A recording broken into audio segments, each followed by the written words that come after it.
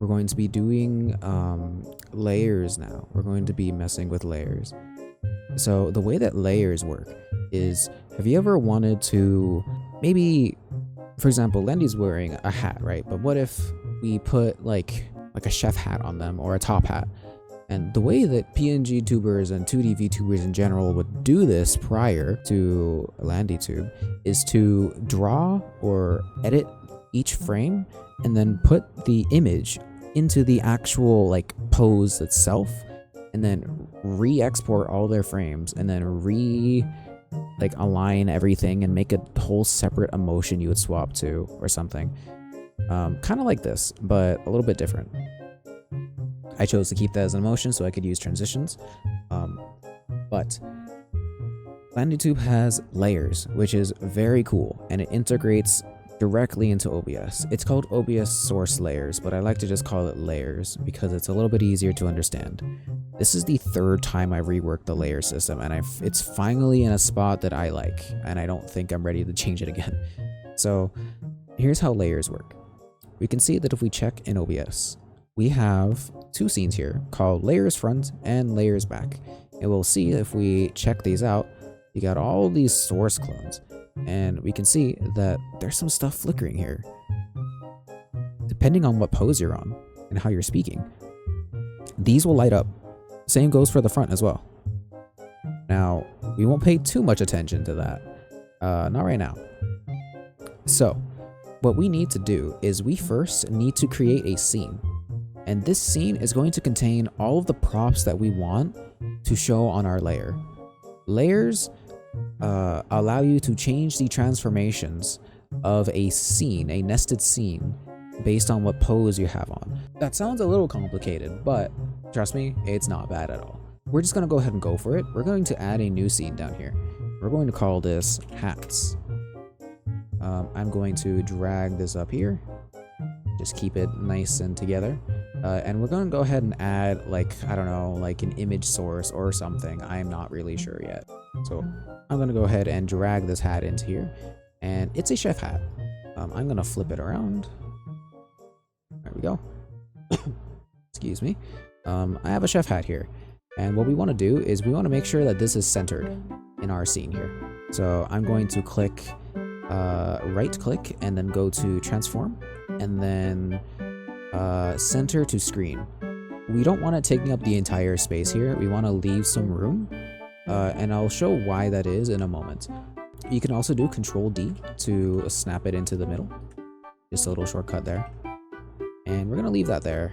It doesn't matter what you call it here. This is just your little hats repository, if you will. So now that we have that, if we go back to our main scene, we can finally check out this new tab in the LandiTube bridge, semi-bridge, LandiTube tab. We have a new tab in the LandiTube tab. There's a lot of tabs. Click OBS source layers, and we should see this. We want to add a front layer. This is going to be on top of the model, not behind the model. So we're going to click this drop down arrow, and you should see your OBS scenes here. You won't see any of the LandiTube related scenes. Those are automatically filtered out because you do not want to select those as a layer.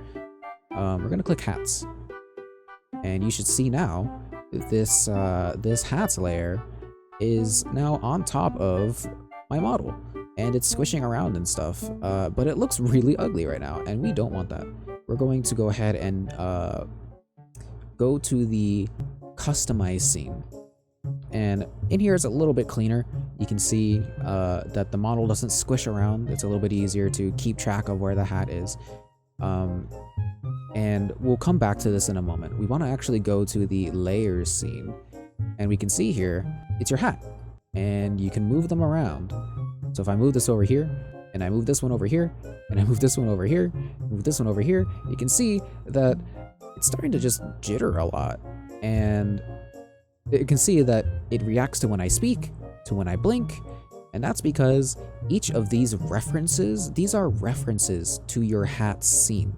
However, we can change the transformation of this reference depending on what pose you're on. Now that's huge, because that means that we can just tie the transformations of these, like, source clones is what they're called, to a specific part of the body, And then in here, you just change the hat image and it automatically applies to everything and it matches your model.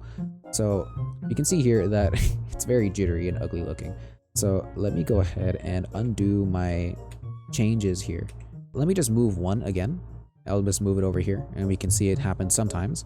If we go back to our scene, we can see that whenever my character does the yelling pose, it moves over. This isn't really helpful, right? We go to layers, we can't see our model. So it makes it like really tough to just try to align things. So I'm gonna move this back. So the way that we fix this is we go over to the customize scene that we went to earlier. We right click the scene and then click windowed projector. And this will allow you to pop out this scene in a window. This is very important. We're going to go ahead and right click and click always on top. And maybe we just put it down here or something. Somewhere where you can see it. Preferably you want this on another monitor. But you can make do with one monitor, and I'm gonna keep it on one monitor for video purposes.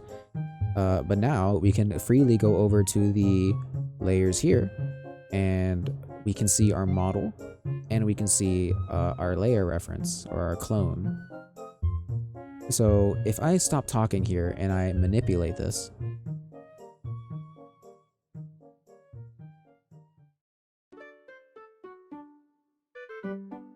you can put it where you want. However, you need to put the layer where you want it for every single pose. Now the problem is that some of these poses are way too quick, and sometimes you have to speak to get the right pose you want. Sometimes like the blinks are just instant. It's a nightmare. So I added something called the pose selector, and this will let you go through each of your poses and freeze the engine to that pose. And you can click toggle blink frames and you can get the blink frames for each of those as well. So for example, I want to change the idle. So I'm going to click idle, and you'll notice something. If I move this over a little bit, you can see that all of these locked. These are all locked now, and only one of them is visible. That's the idle one. You can see Landi neutral idle, and I'm on the neutral motion, and I selected the idle pose. So we locked the engine to only show the idle pose, and I made it so that you only select the idle pose, so you don't accidentally select anything you don't mean to. So now what we can do is we can start moving this around to where we want it. So I'm going to put the chef hat maybe like, I don't know, kind of aligned to the hat, like that. That's cute. Okay, we'll go with that. So now that we have that pose set, we can go back here, and we can see that if we select idle 2, it goes back here. Any of our poses we do, it goes to that. But we can click idle again, and we can see where we put our clone. So you might think, but Landi, I don't want to have to click this and then resize it again and try to get it perfect to land on the top of the hat again, like so, because it's gonna look off, right? I click idle, and you can see it's growing a little bit. Like it's not great. It's not the right size. And so something great about OBS is that, sorry, if you talk while you're clicking it, sometimes it freezes on the wrong pose. So you might not want to talk while you're clicking these. But something great about OBS is that you can copy transformations. So that copies rotation, the cropping, the squishing, the rotation, everything about a source. Not the properties, but just the way it's presented on your canvas. So we right click on the clone that we're editing, and then we go to transform and then copy transform. And then we'll go back to idle 2 here. And we can now right click idle 2 and then go to transform and then paste transform, and watch this. It has perfectly copied the way that idle looks. So if I go to idle and idle 2, you can see they don't move at all. If you look over here, they don't move at all. So with that, now you can rotate without worrying about the size being different. I'm gonna do that now. don't have to rotate this much. Here we go. So now, if I go to idle and idle 2, you can see that.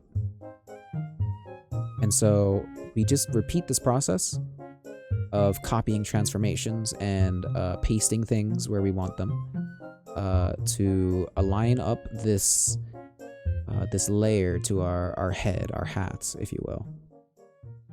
I'm gonna keep messing around a little bit, and I'll go ahead and speed up the footage so that you don't have to watch this. For example, some of my frames, like this idle and this talk, the head doesn't move at all. So I can just copy the transformation on this idle, go to talk, and then just paste it like this. And we'll see that it matches perfectly there. So I'm gonna go ahead and speed this up. I'm gonna align everything how I want them, and then I'll show you the final result. Just to let you know that you do still have blink frames to worry about. So we click toggle blink frames at the top, and then now we get our options to look at our blinks, which we can see are like this. So just wanted to say that. I'm gonna speed it up again.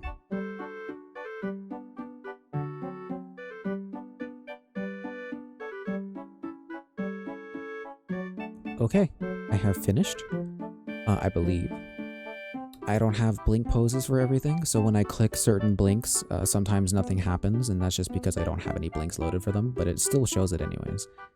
I might fix that in the future. But we can see here, we got everything. Now you might think, okay, Landy, how do I get my model back, right? If I go ahead and minimize this for now, we can see that my model isn't moving anymore. I try to speak and nothing happens. We'll see this big red message here that says only click these buttons if you're aligning sources in OBS. If clicked, press resume engine to unfreeze. So the return function to our model, we click resume engine, and there I am. And we can see now that I've got this chef hat on me. Now, Landy, you might be thinking, that was a lot of work, and it was. However, you probably don't have to do that ever again. The thing is, if you go over to your other emotions, you will see that it's not set. There's no transformation set. So you still need to go into your other emotions and put everything where they're supposed to be. But we're just gonna focus on my neutral one right now. And you might think, Landy, that was a lot of work. And it was. However, your reward is that you can go into this hat scene. Let's go ahead and check this out. We're gonna go ahead and go to the hat scene, and we'll keep this visible, right? Now check this out. If I resize this, you can see it resizing here, and it's still moving. It's still moving in accordance to how you position them in your layer scene. Now this is huge, because now you can put in something else in here. It doesn't even have to be an image file, but I'm gonna do an image file just for demonstration. I'm gonna do a GIF file. Let's do Maxwell the cat GIF. I'm gonna put this in, and you'll see Maxwell's over there hanging out. So we want to make sure that Maxwell is centered, and we'll just kind of put them like over here. I'm gonna rotate them slightly because I can see over here. I want them to sit on like the brim of my hat. And because the transformations are so similar, you can see here that to add a new prop, we just had to put in an OBS source in this scene. And that's huge, because now you can very easily swap out props for your model. You can turn this on and turn this off as you please, whatever you would like. And the cool thing is that with Sammy, you can set up triggers to have chat turn on and off certain sources, which can turn on and off props on your LandiTube model. So that's really cool. Personally, I like to go a little bit above and beyond, and I like to use like media sources and stuff and be the ultimate goober. You can even use display source, I don't know, whatever you want. Maybe a visualizer if you have a TV head character and you want to have like a visualizer mouth, you can do that with some OBS plugins if you want. Let's go ahead and just pull a random video that I have stored somewhere. I've got this playthrough What is this? I've got this playthrough of Pizza Tower as a video. You can see it's rotating on my head over here. So maybe you have a character where they're like holding out a video or something. I'm just gonna let your creativity go wild with this. You can get pretty nuts with this. And if we move over to our scene here, the video disappeared because it's not loaded. But I think if I just add it here, there's like a weird quirk with that. There we go. I'll just put this over here. We can see that the video is here and I'm squishing along with it and everything's all good there. It's applying all my transformations. Really cool stuff. I'm gonna have tutorials on how you can have chat change props, or you can have a channel point redeem to do it, or like channel point or just chat commands. Maybe we get a new follower and it displays it on like a sign which your character moves around. Anything is possible with LandiTube. So I'm gonna be releasing a lot of tutorials on like cool stuff like that. And it's all possible thanks to Sammy. I just wanted to say that. So yeah, that's that. It's very cool. I appreciate you for watching this tutorial. That's kind of all I have to show.